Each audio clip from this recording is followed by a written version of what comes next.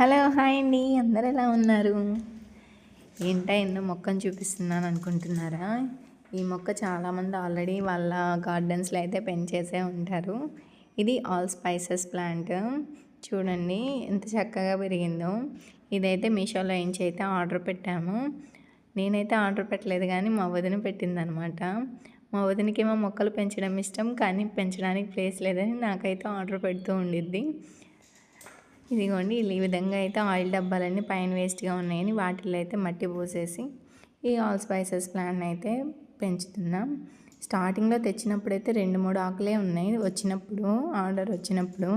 చూడండి చక్కగా అయితే గ్రో అయిపోయింది. దీనికైతే నేను మామూలుగా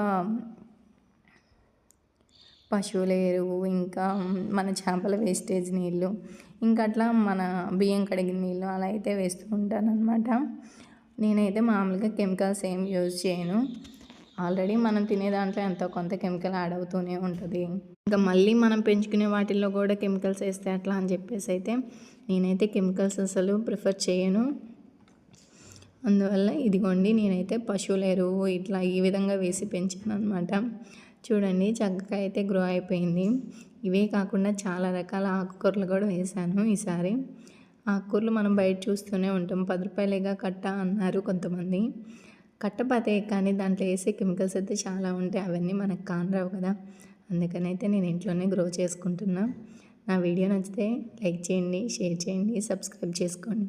థ్యాంక్ యూ ఫర్ వాచింగ్.